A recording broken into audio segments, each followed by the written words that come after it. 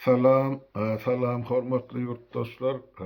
Bugün 23. iyundan 24. iyuna geçirilýän gece saat 12'den geçti. Bizde Ýewropa wagty bilen ýöne şo 23. iyunun günüň dowamyna bolup geçen bir topar halkara derejesinde wakalar var. Şolar bilen sizi tanış etmegi makul bildim. Onu sözümün başlangıcını İran'ın Daşary işler ministrinden başlaýly bilişme diýäl men olgun aýdyp berdim. Düýünki şol soraw jogapda da Daşary işler ministri ilk bar Birleşen Milletler Guramasyna sonra da Türkiýede çykyş etdi. Ine biziň döwletimiziň üstüne Israil bilen ýa-ni Amerikan Birleşen Ştatlary bir kanun terzide hüjüm etdiler. Biziň döwlet serhedimiz bozdular, döwlet goramyz bozdular, biziň halkara normalaryna laýyklykda ine biziň ähli hak hukumymyz bozup biziň üstümizde çöwüş etdiler diýip. Men şu taýda da aýtdym, öz pikirimi şu taýda da aýdýan ýene bir gezek bu Iranyň Daşary işler ministri ýaşulan ýol başçylary öz gözünden pürsü görmän beýle kilen gözünden çöp gözleýärler. İran'ın özü dälmi hana Orsiýet bilen birleşip Ukrainanyň üstüne hana ok yarar ýadyryp oturan? Ukraina öz başlyk döwlet dälmi ýa on döwlet territorial bütünligi bozulmadymy? Ya Ukrainada 3 ýyl ýarym bäri İran'ın ýanky tehnologiýasy ýaraglary, şol sany şahet ömeleri, dronlary Ukraina halkyny bombalanakmy? Parahat ilat ya çağırır, zenalar, garılar öldürülen taýda. Inni durmuş gezekli çemçe özlerine gezek gelene bular dağdı bidat. Ine biziň hak hukumymyz bozulýar. Birleşen Milletler Guramasynyň ustawy bozulýar diýip nazaralyk edýärler. Esas Birleşen Milletler Guramasynyň ustawyny 22-nji ýylyň 24-nji fevralyny Vladimir Putin bazarından soň sen şoňa kömek etdiň hemme ýaragyny, ýaşahetleri. Yalanmy? Hana bütün dünýä onu suud edip otyr. Inni şol özlerini gezek gelende halkara guramalary özüne galkyn tutunjak bolýar Birleşen Milletler Guramasyny. Şol sanyny ine şu dünýä bolýardan 23-nji 24-ne geçildi da gejur. Moskwada da bar şu ardyny gaýtalaýar.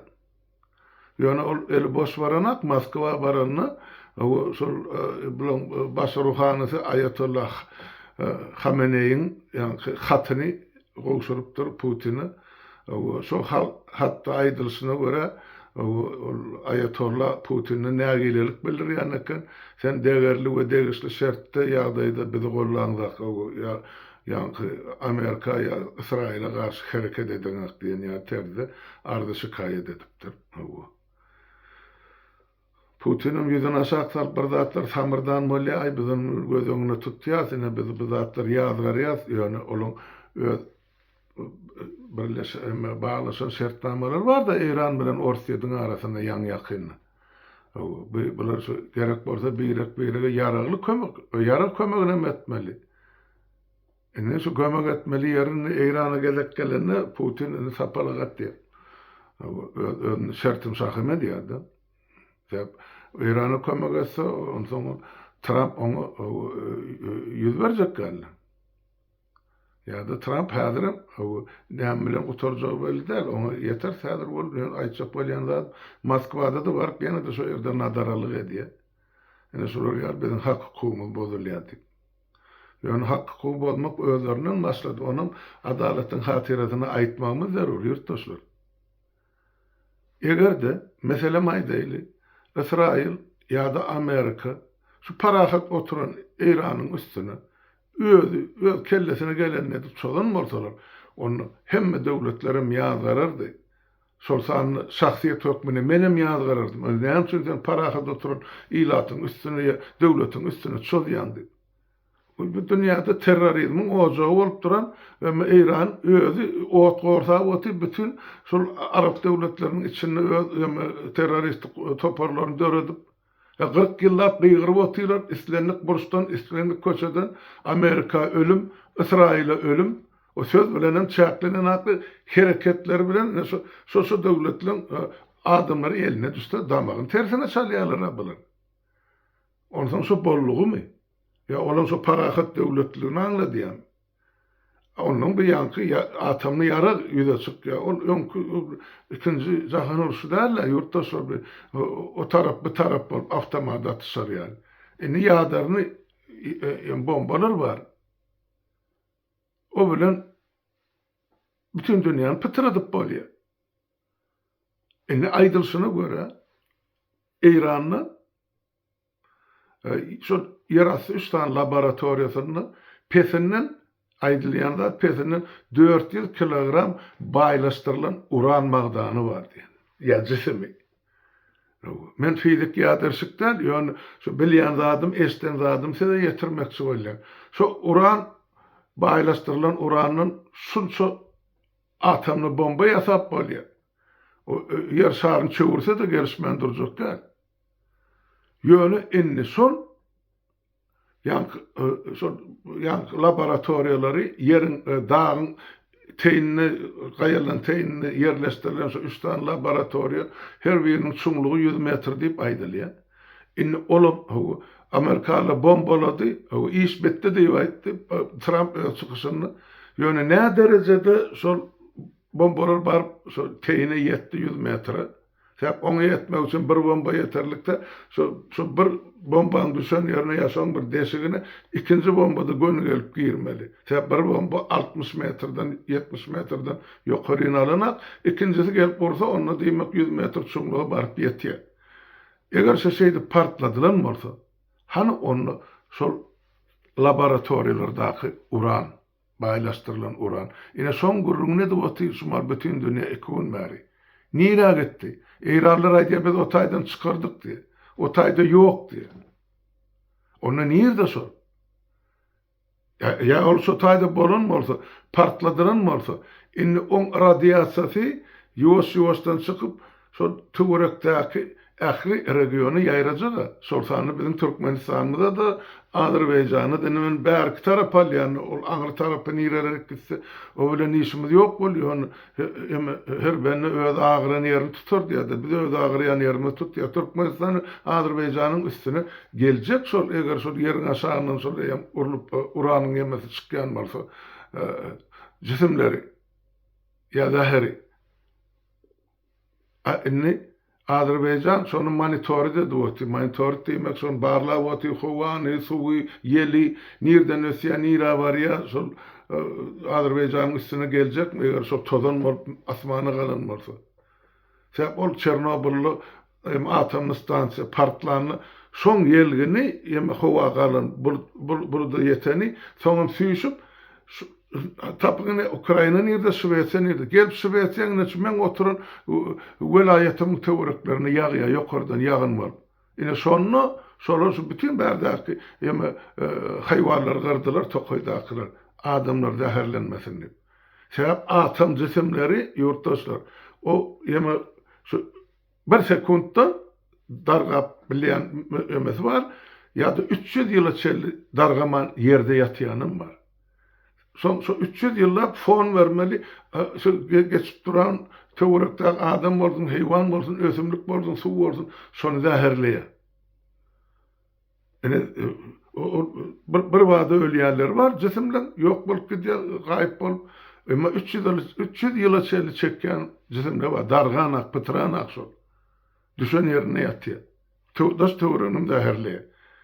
Yani, sol 400 kilogram baylaştırılan uran nerede? Yani bütün dünyanın ömründe şu sonra olup dur. Olur eğralar biz alıp çıktık, göçürdük diye. Göçüren mi olsanız nira göçürdük? Enne şuun kuğun yemedi yerlerde yankı. Fikir ediyorlar, haysi yolun İran çıkarıp belli Orsiyada mesela. Guriyer bilen olacak olsa onun Azerbaycan'ın üstü bilen bir yol var.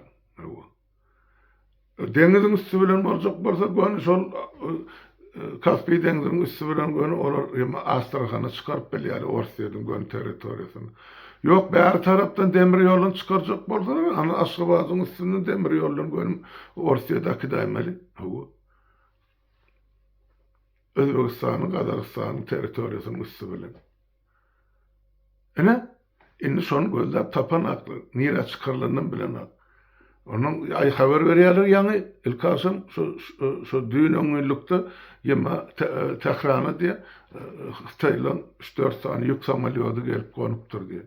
Näme getiripdir, näme kidipdir onuň bilýän hiç kim ýokdy. Eger şol uran Hytaýa giden bolsa, onda ne ýaşy? Säp Hytaýyň öňden eýýän bar olum ýadro ýarary ýa atom ýarary. Emma bu dünýä gorkýan zady ýurtdaşlar. Şol ýemani jesimi ýa-ni baýlaşdyrylan urany terroristin eline düşmezligini alady diýerler. SSR ýykylanmady şeýle boldy. Şu SSR dargaty boluşun hemme dünýäň bar aladasy şu SSR atomny ýarary, ýadro ýarary dargamasyn üçünji döwletliň ýa bir toparlyň eline düşmesin. Şoň üçin bastır derrew elinden aldylar, emma Ukrainanyň atomny ýaragyny Gazagystanyň aldylar. Ýoksa şular ýaly bir konsepsiýa bar. Men şol döwür Nursultan Nazarbaýewa ýazdym, ýa-da prezident da ýa-da Gazagystanyň. Anny bular Orsiýet öz başyna Ukraina, Belarus bilen öz başyna üç topak bolup bular özara döwlet töretdiler, Belaversky Pushada. Bizim mene Merkezi Aziýa döwletleriň bäşi bolup öz başymyza bizim döwlet töretdiler. Goşulmadan bolsun, goşunyň içinde de ene bizim ýadro ýaragymyzdan bar. Kim gelir bizim golaýymyza diýen teklip bilen Nursultan Nazarbaýewiň ofisine hat uratdym. Bu elbetde jogap ýok. Yani şol ýemani ýaragy diýjek bolýan zadym Gazagystanyň elinden ňyry bardylar. Indi şuwulkun Irana şol 400 kilogram baýlaşdyrylan uran nerede? O 400 kilogram bilen ägir tat onu almak üçin ýyllar boýy şol jisimleri gazyp onu pererabotka edip işi gatykan onu fizikler, ýaderşikler bar bolsa çykyş etsin ýaştaýda ýazsalar şol prosesi nädip geçirilýär. Bir iňe bilen guýgazan ýaly iş onu almak üçin ol urany. Şoň üçin şu 400 kilo ýa litr diýip aýdylýar, şol ýok şuwulkun. Nirdedir belli däl. Indi bardy geldi Hamas ýa Hezbollah ýa şoňa meňzeş Iranyň tarapdarlarynyň eline düşdi. Şol bombany alyp haýsam bolsa bir döwletde partlatsalar, aýdyl Orsiýetde. Şol partlatsalar, şu partlama eýem görünýärdi, bütün dünýä bir monitor dedi. Amerikalılar Orsiýada aýtjak biz Amerika partlatdy, üstümize oklatdy. Onu bular oň üstüne öz ýaragyny ullanjaklar, öz elinäki. Ýöne onu ullanan terroristler kimdigi belli däl. Kimin elindedir belli däl şuwulkun. Şol 400 kilogram ene uran. Ene bütün dünýäň kelle agyrsy şuwulkun sagatda ilkinji nowatda şu bolup dur ýurtdaşlar. Başla. İkinciden ende şol Iranyň ýanky daşary işler ministri Moskwa bar gaýdan sagadandan soň ol ýanky Orsiýadyň öňkü 4 ýyllyk prezidenti bolan oturtma prezident Dmitri Medvedev Putinin kursyny saklap beren. Şol çykyş edýär. Ol häzir resmi ýagdaýda şol Goranmak şurasynyň ýa howpsuzlyk şurasynyň başlygynyň orunmasary Orsiýetde. Şol aýdy. Indi de bilik goýun diýär. Häzir de şol ýanky ýadro ýarag nerede diýen belli bolmaz. Ýöne ýeme diýe ne diýe uruş başlaça bordy. Irany beýleki döwletler ne diýe şol ýadro ýaragyny berer diýe. Kim döwlet bermeli oňa ýaragy Irany? Atomly bombany. Orsiýet bermese, Hytaý bermese, ýa-da Demirgazy Koreýa bermese, başga höwesgar döwlet ýok. Diýmek, şoň diýen sözüni şoň agzy bilen Putin gepli. Ya Putin aýtmaly zady şoň agzaýdy boty. Ýa-da Lavrov aýdy. Şu daşary işler ministri. Ozar Zhirinovskiy diýdi ölmäke. Indi şu ikisine galdy. Ýöne bular ýaly haýbat edilýän bolsa diýmek dünýä ýa Dünge 3-nji Jahan urusuna däli bular eýem ýanky atamly ursa eýem ädimätdir. Sebäp taýda kontrol ýok. Şuman bütün dünýä bol tapyp bilen aklar şol 400 kilogram baýlaşdyrylan uran nerdedir. Ene problema bir tutaydy. Ondan şuň habar berilişine göre Iranyň şahzadasy bar. Öňkü şol Kowlan padşahyň ogly, onuň Pehlewi ady, onuň familiýasy şol. Şol şuň Iran halkyna ýüzlenipdir. Bizine men şahzada hökmüne ýurda barjak. Gelin bileleşip täzeden Irany guraly demokratik döwlet şeklinde ýa terdenledi. Näme diýipdir? Birinji öňe süren konsepsiýasy Iran bütöw bir döwlet bolmaly diýipdir. Bir diýdigi näme? Şol Iranyna görýän men şol bir konkluzionda aýtdym da şol Iranyň esasan diaspora bar, iki sany uly. Azerbaýjan diasporasy hem türkmenliň diasporasy.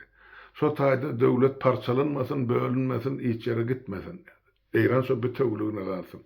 Ha bolýar, goý galsyn, ýöne onu şol diasporalary den hak hukuk bermeli. Olam şonu garanti edýär. Men şoňa garanti berýän, men şoňa hemme etmelisi bolsa ýalyny konstitusiýada ýazar.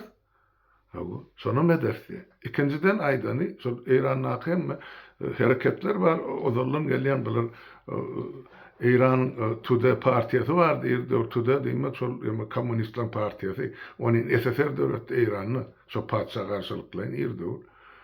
Şo Today'da bir döwür hana biziň ol Kanadadaky Muhammed diýjimiz bar. Ahalekkin. Ana şo partiýada agzat indi gidip bersede boljak Iranyň. Ana inqilab täzeden geldi. Şey diýip aýdyn. Sebäp inni ol aýtdy şol birinji punkt şol Iranyň bütewligi. İkinji punkt konstitusiýany ütgetmeli. Şo taýdan edilmeli. Üçüncü punkt iň esasy da Iran dini döwletlerle dünýäwi döwlet bolmaly. Dinarlar döwleti dolandyrmaly dälilin teklibi ini öňe sürdi. Şuň daşyny Iran halky şu konsepsiýa ýa şu teklibiň daşyny ýygnanmagy şol halka ýüzden teklip etdi. İkinciden göni eden teklibi ýene biri şol Iranyň şu halky ayatollahları var ýa mollalar, rejim saklap oturan. Şolara ýüzden hakimiyeti tawsyryň halka. Men barýan idi. Üçüncüden ondan ol ýema ýüzden Iranyň harbalaryny siz diýdi häziren bir pille şuň halkyň tarapyna geçip hakimiyeti halka gowuştursaňyz onda siziň garşyňyzda hiç jeza ullanylmaz diýip aýtdy. Ene şu konsepsiýa bilen ol halka ýüzlendi. Sonum inni İsrail'in gollaya, Amerikalıların köpüsü gollaya, inni şunu hazır halka yetirmeli. Bilemek ne ahil yollarını yetirecekler. Elbette radyo, televizyonu, listovko ya özü varacak. Ona şert bolanda ya inni koşun halkın tarafına geçecek. Inni şular ýalyny iň wajyp edilen teklibin biri şu konuşu. Ozal kim bolar diýip köp ýeme diýdiler-de, Iranyň ýol başçylygy daýmely diasporalaryň ýol başçylaryny hany kulpaýa könedik geldi bu rejim 79-njy ýyldan bäri. Indi şol resmi miras düşer hökmüne şol Iranyň şahzadasy bar. Olam Amerikada ýaşapdyr. Ol ýene de bir zat aýtdy, ýene bir wajyplar şaýda belli kesmeli. Biz diýdi, indi parahatçylykly Irany, demokratik Iran urjak diýdi. Şondan soň diýdi, biz hemme döwletler bilen demokratik terde ösnaşykly gatnaşykça boljak. Şol sanyda Israil döwleti bilen niýet. Seredin. Şol sanyda Israil döwleti bilen niýet. Buňa da ýene de bir esas bar. Yankı şu şazadan gıydı adı iman öňkü paçan gıydaktığı bolýardy. Şol Amerikada ýewre ýigit bilen maşgala uran ýa öýlenen. Ine onun öz maşgalasy ine Pars ýewre ine maşgala gurulan. Diýmek şol Parslaryň inni ýanky aýdary bir ýewreýler bilen hiç gelecekde düşmançylygyň bolmajagynyň bir alamaty diýip görkezilýärdi. Egerde biz ýurtdaşy köne kitaplary okasak, görsek, padşalyklary teretsek, padşalyklar şol bir düşmançylygy besetmek üçin şol oğul öýürüp gyçkyrýan kellerde bir şo taýdan garnaşlyk açylsa, diýmek eýem ikisiniň arasynda, iki döwletiň arasynda uruş ýok. Onu şu kitaplar okan adamlar bilýän, gatkan tarih ya tarihte bolan padşalyklaryň gatnaşyklar şeýle bolan. 50 ýyl uruş bolsa da soňuny bir gyýda bolup berip şeýtler beni uruş ýatyrýan kellerde. Inni bu meselede de İran'ın ya da İsrail'in beyrak bilen inni gudawçylyk garnaşlygym ýolum açylýardy. Sonra ýene näme diýdiler? Şo taýda aýdylan zat inni şol töwerekdäki regionlara da täsir etjegini görnüp duran zat, onu men öz adymdan aýdýan.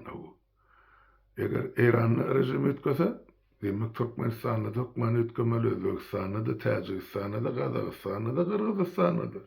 Bir Orsiýadan oturtma ýanky serdarlary hemmesi tarihe gitmeli var. Öz halklarynyň özleri jogap bermeli var. Nähil ýol bilen häkimet başyna gelen bolsalar, ya näme jenaýet eden bolsalar. Indi şu zatlara bizim halkymyz taýýar bolmaly. Hemme taraplaryň bugün erte näme boljak biz bilemzak. Ýöne bir sutkaň içinde bolan wakalar şeň tekemmejigini aýdama.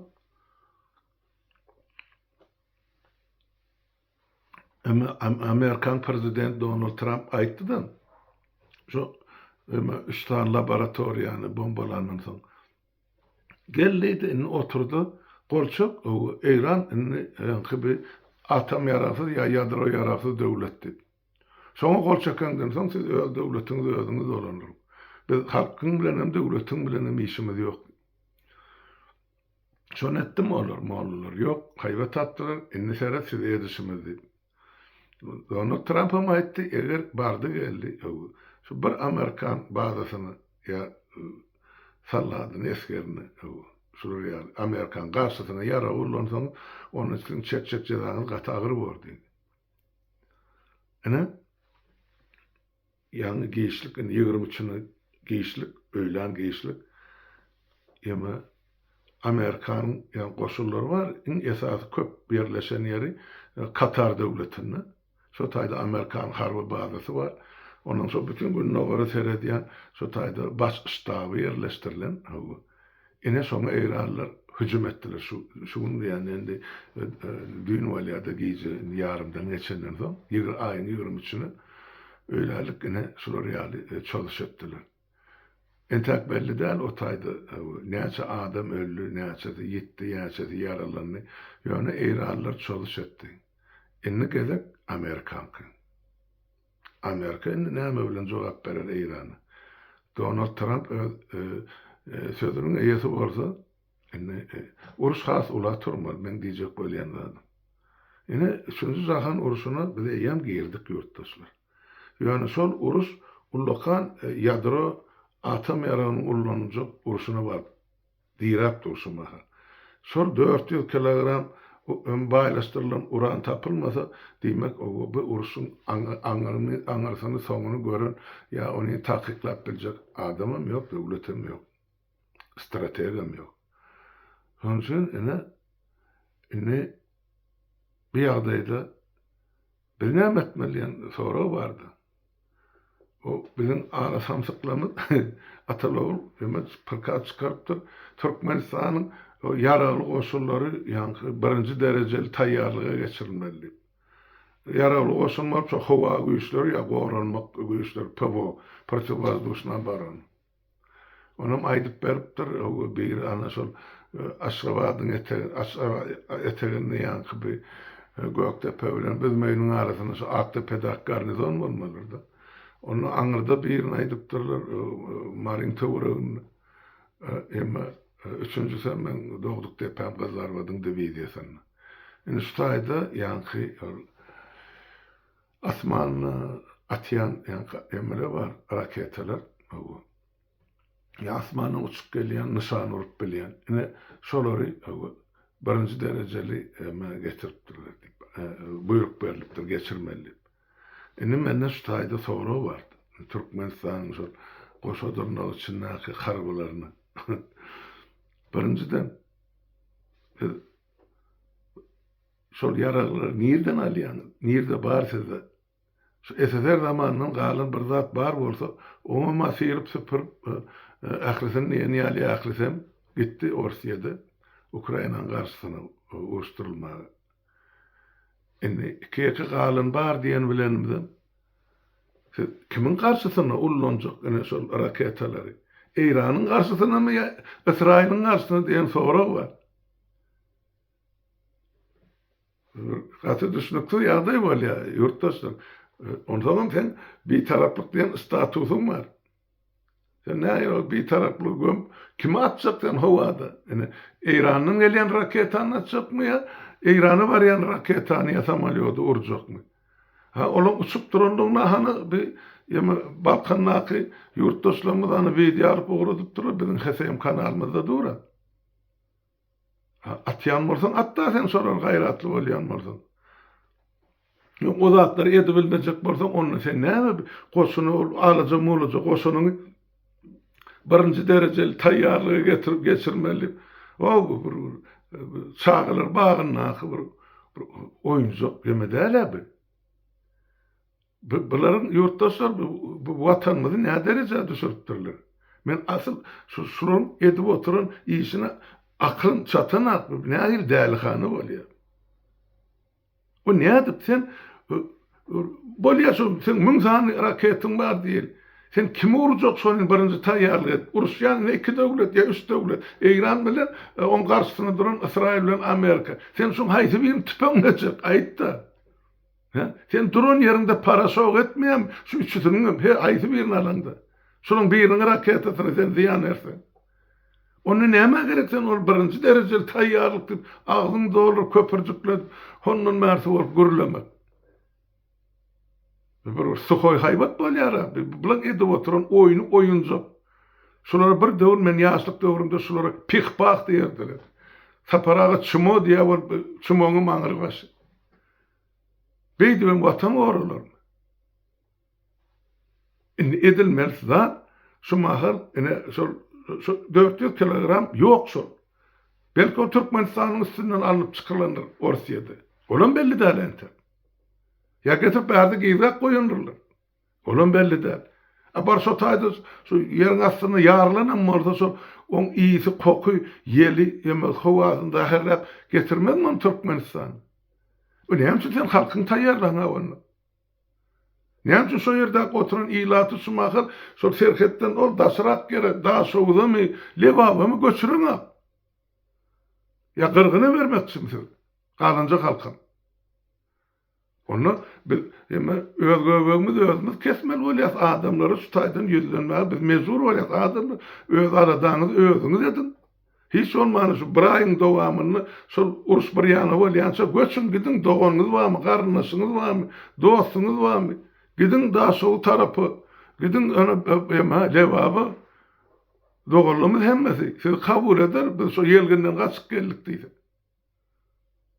Ýöne o taýda otursaňyz şol o gelenmen siz onu İsalyan zat däl bolýar. Adam men oraya öldürýär. Gördük bir çetin ozal. Şol 87-nji ýyllar Çernobylda partlandy. Ya 89-da mı?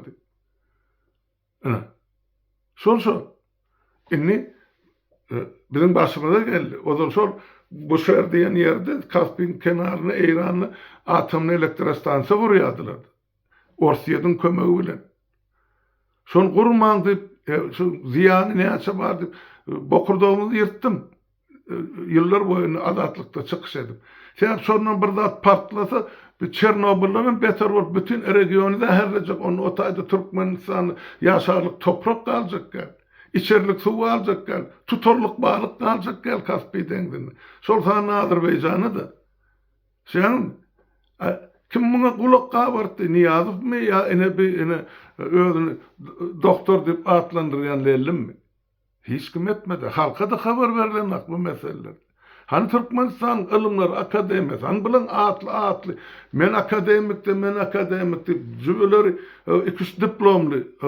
Yazıcıları, pozucuları, jurnalistler. Hani siz? Injenerleri.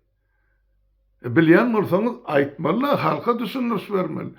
Hükümetten, parlamentten talep etmeli. Şu zatlar edildi mi? Yok yurttaşlar. Hiç de edilemez. Şoň üçin men aýdýan şutaýdy. Entek uruşyň näme bilen gotarjagy belli däl ya näme. Häzir şu mahal Eýran ana alyp Amerikan iň uly bazasyny, harby bazasyny şutaýdy bombalady. Aýdylşyna görä 20 000-dan 40 000 aralygyny şutaýdy harby eskeri bar ya goşuny bar Amerikan. Şoň hiç olmany şo 20 000 bolsa şoň onun meri şutaýdy okun aşaňa bombaň aşaňa wepat bolsa Donald Trump näme galýar? Hökmen çalışytmaly bar. Eýranyň üstüne. Ýogsa mı wezipesinden gitmeli bar. Ene şular ýaly çatak ýagdaýa geldi dünýä. Ene Izrail maýdy botyr. Biz ya ol rejimi aýyrmasak, şu region düzelmeýär. Ene Eýranyň rejim ýa rejim bardy. Hiç ýyl görürüm ýok ýurtdaşy. Ola gidaýmeli. Ornuna kim gelmeli? Hani eýam şu şahzada çıkış etti, aýtdy öz pikirini, öz teklibini. Onun demokratik ýol bilen ya düzgün bilen ýöreljek bolsa, o padşa bolanyň näme diýeni bar? Hani bizde de Şweçiýada da padşa bar, Daniýada da padşa bar, Norwegiýada da padşa bar. Bildirýän zady ýok bizde. Ol öz köşkünni öz işler bilen hökümet öz işine etdi, parlament öz işine etdi, biznesmenler öz işine etdi. Bulan hemmejigin aýyl-saýyl edýän kanunlar işläpdi. Onun için şu mollalardan ýüzesi gowy rejim bolsa görnüp dur şunkun. Sebäp ol oturmajak gow. Ol 40 ýyllap haýba tatyp ahyrsoň eline ýadro ýaraň alaňdan hökmen ataýmaly ony. Hani şu 400 kilogram yankı baylaştırılan uran. Sonra şu Eýranyň arkasyny tutýarlar. Dady beýdat. Ine bizim musulmanlarymyz yankı näme bu? İsrail gyrýady. Sonra nira soktuň şu 400 kilogram. Erti öz başyňyza iýinmezmi şu yara bol. O terroristiň eline düşse onu 1 kilosine bomba çykaryp ýarsalyny gidip ýatyr. Millet gyryp bolýar. Näçe million şäherde. Bir zat bu howplary biz düşünmegimiz zarur ýurtdaşlar. Şoň üçin şu mar ýary gecedenem geçenem bolsa size bir maglumat berin. O erti reçelli ýerden turanyňyzy dinlärmisiňiz? Näme? Bir özüňizi netije çykaryň, ýygyňyzda hakarlar bar Türkmenistan. Olara hiç kim hiç adamaýdana. O pırtavagazy näkisini öz tohum tijine geýdirsin jolar. Bir saatdan uzak ýaşatdyrak eger şonu beraýerlerine. Ýetirin şonu. Öz araňyzda oturuň pikirleniň. Ýene täze bir zat çykdy. Ertide böwrüne çykjagym görnüpdi. Men size elbetde habar ýetirim. Görüşüme göre, bilişime göre, eşleşime göre. Bu zatlar beýdip goýmaýdyň ýurtdaşlar. Bolýa, onu şuurlukçu, hemmäňiziň öýüňize saglyk, sağ oturuň, saglyk görüşelim.